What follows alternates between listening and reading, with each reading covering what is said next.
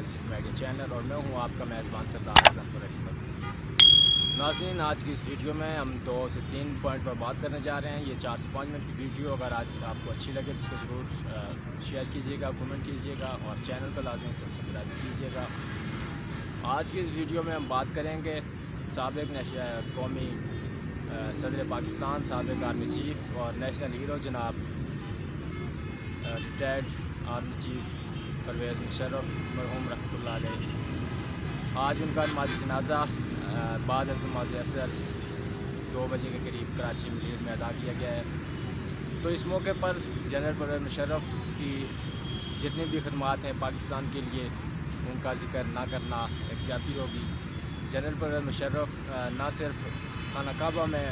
خوارج کو شکست دینے والے بلکہ آرمی چیف کے عہدے پر فائز رہ کر ایک سپر پاور کو شکست دینے والے ہیرو ہے۔ وہ پرویز مشرف وہ شخص ہیں جن کی ڈاکٹرائن 20 سال کے بعد امریکی جنرل نے بیان کی کہ ہماری افغان شکست کی ذمہ دار پاکستان اور پاکستانی فوج ہے۔ تو اس کا تمام ذمہ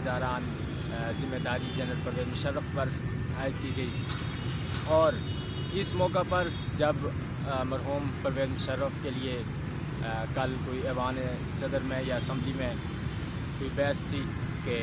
مشتاق سینیٹر نے جماعت اسلامی کے اس نے انکار کیا دعائے مغفرت کے لیے جنرل پرویز مشرف نے۔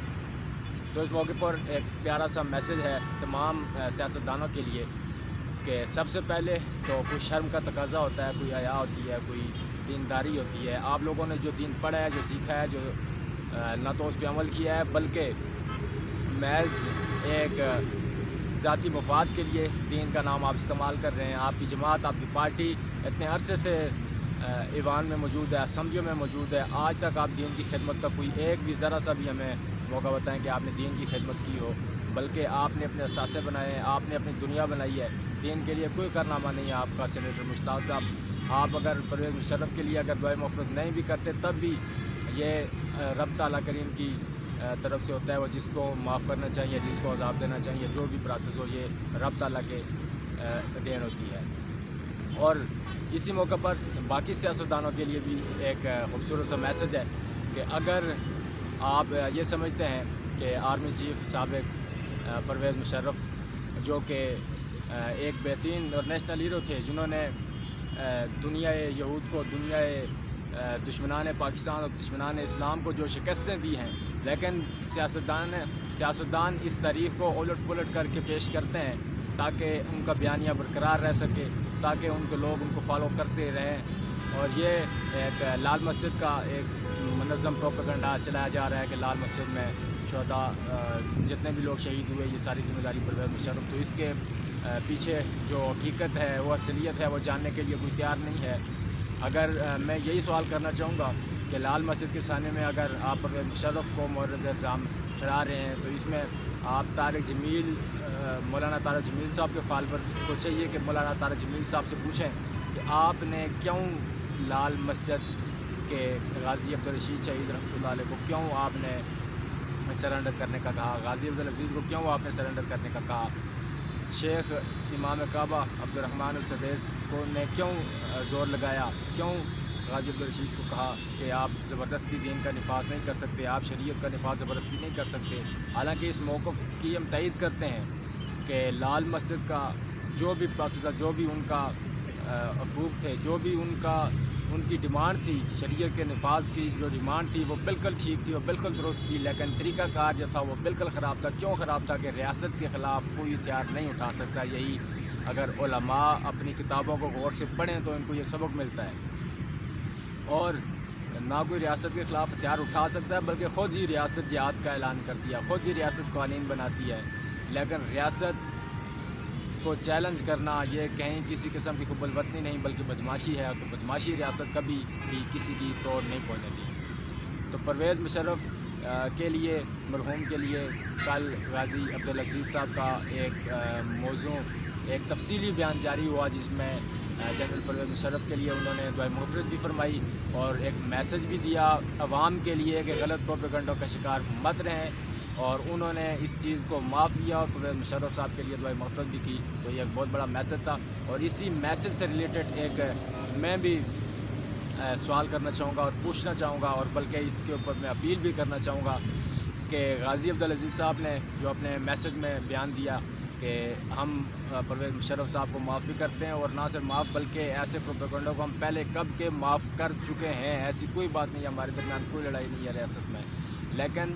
بات کرنے کا مقصد جو انہوں نے وجہ بتائی کہ جو لڑائی ہے اصلی وہ ہے کس سے, وہ اس نظام سے ہے, وہ بھی اسلام کے نفاذ, اسلام کے نظام کی بات کر رہے ہیں. تو میں آپ سبھی لوگوں کو, سبھی اقوام کو, جتنے بھی علماء, جتنے بھی دین ہیں, چاہے وہ غازی عبدالعزیز صاحب ہوں, چاہے وہ احمد لدھیانی صاحب ہوں, چاہے وہ اعظم طارق کے بیٹے ہوں, چاہے وہ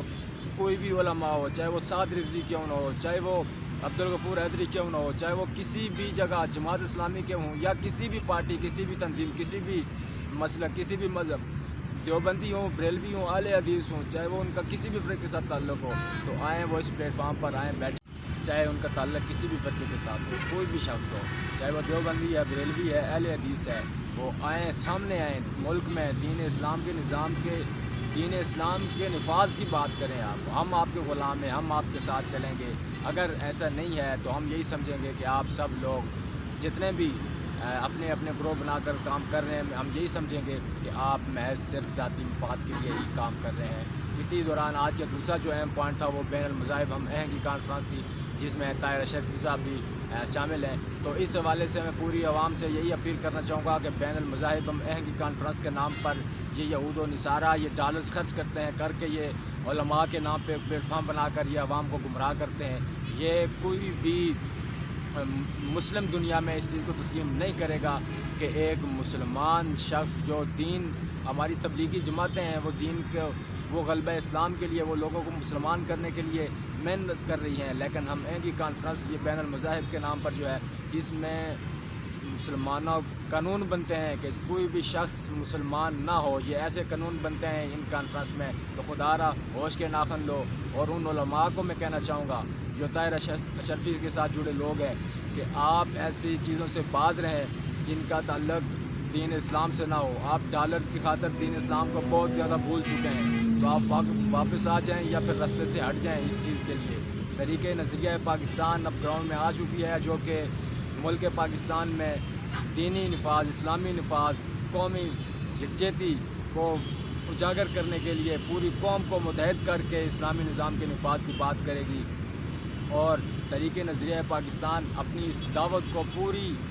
دنیا کے اور پورے پاکستان کے جتنے بھی لوگ ہیں, چاہے وہ کسی بھی فرقے کے ساتھ تعلق ہو, ان سب کو دعوت دیتی ہے کہ باہر نکلیں, اسلامی نظام کے نفاذ کی بات کریں. وہ اسلامی نظام جس میں تمام مذاہب کے حقوق ہیں, جو تمام انسانیت کی عزت کرتا ہے, قدر کرتا ہے, وہ اسلامی نظام جس میں اسلام کو دفاع ملتا ہے, وہ اسلامی نظام جس اسلامی نظام سے آج کے سیاستدان گھبراتے ہیں, وہ اسلامی نظام جس کے نظام سے آج پاکستان کا میڈیا گھبراتا ہے, وہ اسلامی نظام جس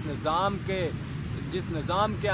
عائد ہونے پر آج پاکستان کے حکمران اور پاکستان کے سیاستدان, پاکستان کے تمام طبقے کے لوگ ڈرتے ہیں اس چیز سے کہ اسلامی نظام نافذ ہو گیا تو ہمارے کرتوتوں پر ہمیں سزا ملے گی. تو اس لیے عام عوام,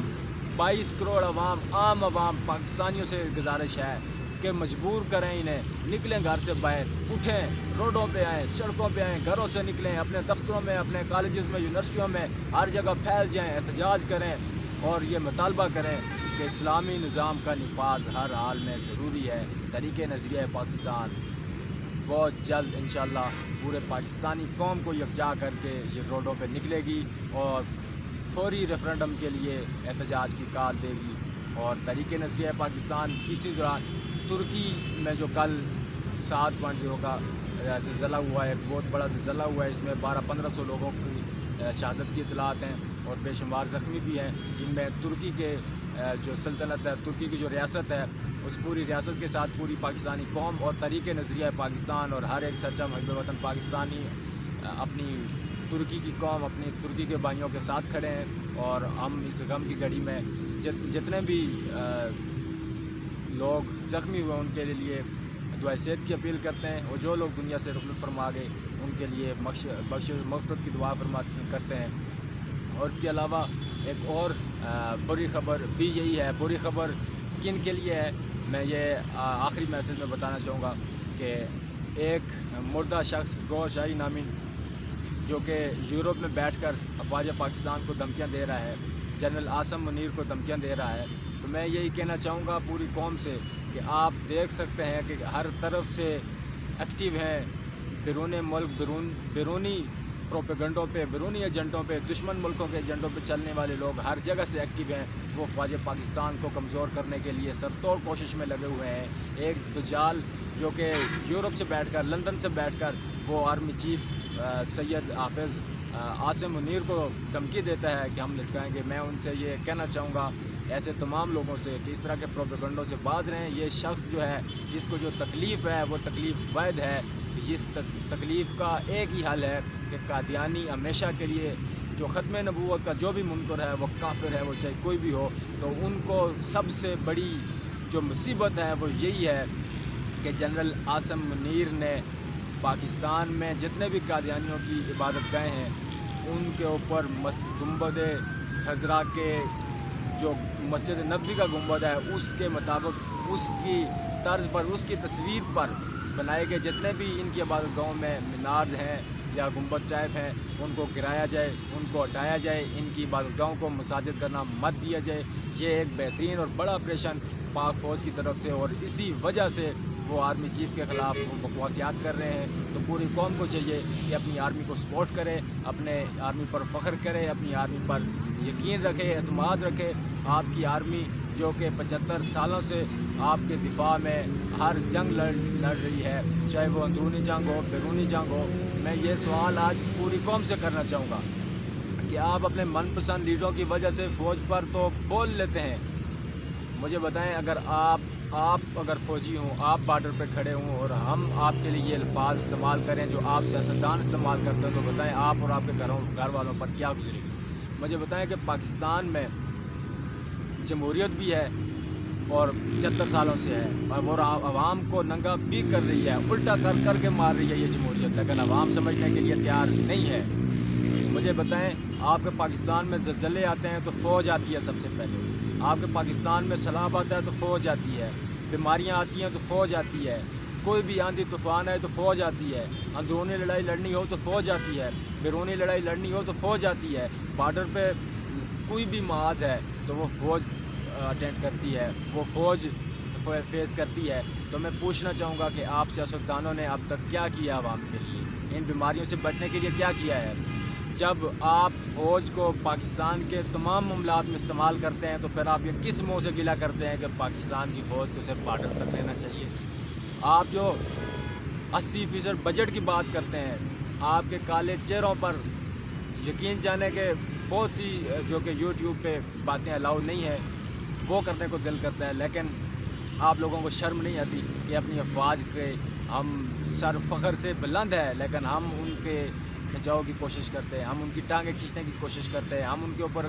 مختلف اور گندی زبان استعمال کرتے ہیں۔ تو ہمیں چاہیے ایز اے قوم اپنی فوج کے شانہ بشانہ کھڑے رہیں اور غزوہ ہند کی تیاری کریں۔